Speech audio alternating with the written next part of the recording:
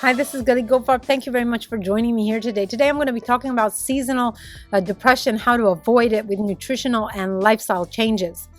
Seasonal affective disorder, otherwise known as SAD or SAD, is marked by major depression during the fall and winter months, with relief of symptoms during the spring to summer months. About 15% of recurrent depression cases have a seasonal pattern. Seasonal affective disorder is thought to be initiated by shifts in weather and daylight hours during the winter months. Another theory is that seasonal change disrupts the hormones responsible for regulating mood and sleep patterns, including serotonin and melatonin, although pathophysiology of a seasonal affective disorder remains unclear till yet. Common symptoms of seasonal depression include feelings of sadness, changes in appetite, sleep disruption, loss of interest in hobbies, and increased fatigue. Fortunately, there are several ways to avoid seasonal depression, starting with lifestyle and nutritional changes. Here's how. Number one, vitamin D. Low levels of vitamin D are common in people with seasonal depression. It has been suggested that symptoms of seasonal affective disorder may be due to changing levels of vitamin D that leads to changes in the brain serotonin levels. When vitamin D is found in sufficient amounts, it supports cognitive function, reduces neurotoxic calcium levels in the brain, and regulates neurotransmitter pathways. Low vitamin D levels are related to less sunlight, which is a major source of vitamin D during the winter months. In one study, people with seasonal affective disorder were given 400 international units or 800 international units or no vitamin D3 supplements for 5 days during late winter in a randomized double-blind study. Self-reported results showed that vitamin D3 supplementation significantly enhanced positive moods, and there was some evidence of a reduction in negative feelings. The difficulty with sufficient sunlight exposure and exposure to sunlight at a bandwidth of a light that is not suitable for the production of vitamin D on the skin leads me to suggest supplementation during the winter months with 1,000 international units of vitamin D every day, unless you are exposed to sunlight during the winter months, as I am now. If you have vitamin D deficiency, you may want to take some more, about 2,000 international units. To learn more about sufficient levels of this vitamin D, depending on your skin color and location, check out my video on this in the link below. Also, exercise. A review of the beneficial effects of exercise on depression concluded that regular exercise could significantly reduce the risk of depression. In a review of intervention studies examining the effects of exercise on people with seasonal affective disorder, the studies consistently reported improvements of mood following trials lasting 1 to 8 weeks, with most of the trials involving forms of aerobic exercise, endurance exercise, such as walking or running, swimming, biking. To prevent seasonal depression, I recommend doing aerobic exercise outside in natural daylight, especially before noon. Exercise boosts serotonin and endorphin levels. Exercise outdoors with sun exposure may also increase vitamin D if the bandwidth is proper, but it doesn't matter. When you go outside, it feels good, and it's very, very important for preventing depression, seasonal depression.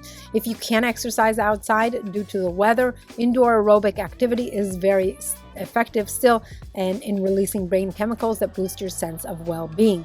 Bright light therapy is also used. Adverse changes in circadian rhythms are an integral part of seasonal depression. Dysfunction of the circadian rhythm may underlie the pathophysiology of seasonal affective disorder, and bright light therapy is very effective in treating this disorder and is very well tolerated.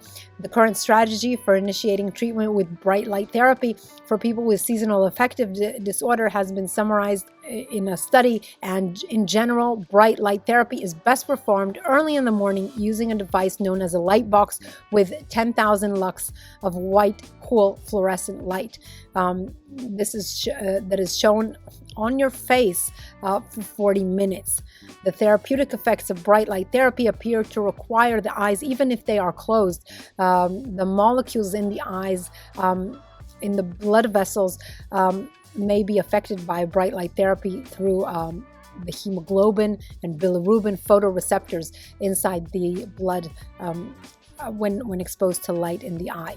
You can buy a light box with 10,000 lux that is also UV free to prevent skin cancer on Amazon or any other online shopping.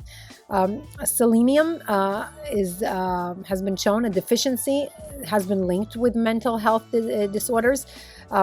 Intake of lower amounts of selenium has been linked with the prevalence of depression. Selenium intake can be increased by taking selenium supplements. However, I do not recommend this, since studies have found that both high and low levels of selenium are linked with oxidative stress and inflammation.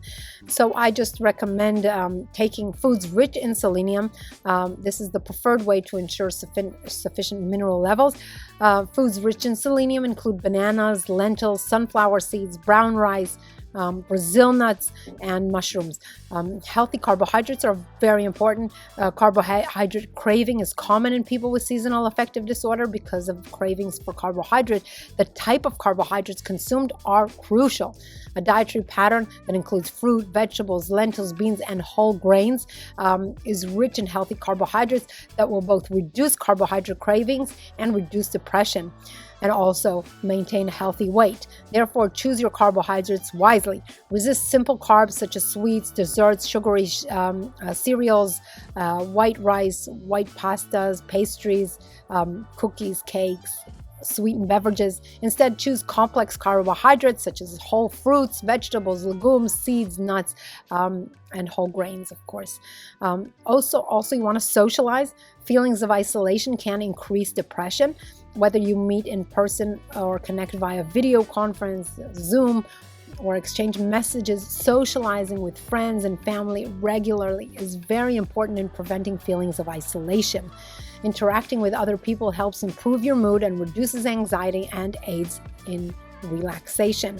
Socializing improves mental health and has physical health benefits as well, such as helping build a more robust immune system.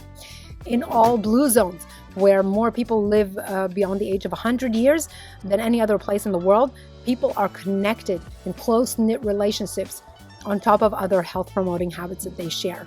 So I hope you found this very helpful.